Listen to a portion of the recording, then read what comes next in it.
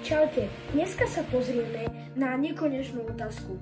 Je lepší Spartak Trnava alebo Slovan Bratislava?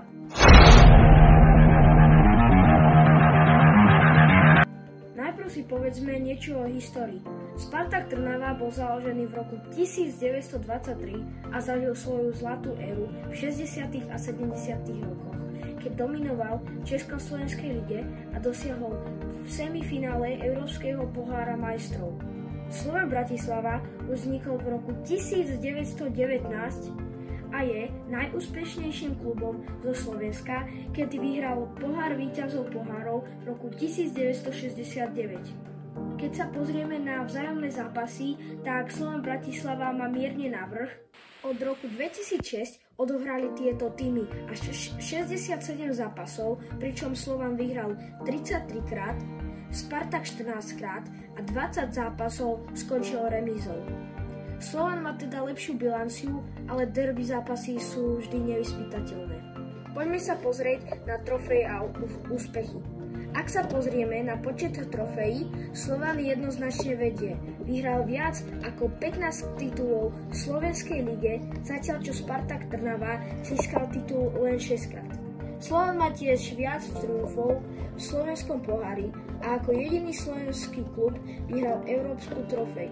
Poďme sa pozrieť na finančnú situáciu a hráčov.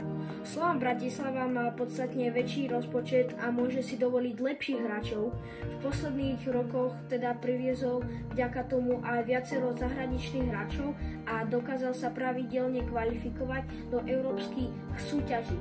Na druhej strane Spartak Trnava spolieha viac na našich Slovákov a ich akadémiu. Finančne je na tom teda Slovan lepšie, čo sa odráža niekedy aj na výsledkoch.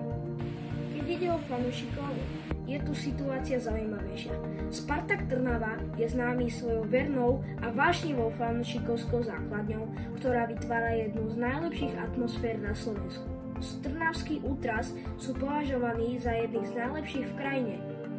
Slovan má taktiež silnú fanúšikovskú základňu, ale jeho prázdnivci sú rozdelení a nevždy naplnia štadión. Kto má lepších fanúšikov? To už nechám na vás, ale za mňa Spartak Trnava. Takže kto je lepší? Slovan Bratislava má viac titulov, lepšie financie, ale zasa Spartak Trnava historicky dominuje.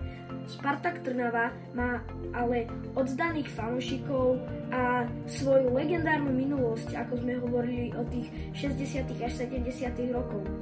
No tak je to na vás, napíšte mi to do komentára, ako to vidíte vy. Ja som rád, že ste to video dopozerali až do konca, hoďte tam like, odber a vidíme sa na budúce pri podobných videách. Čaute!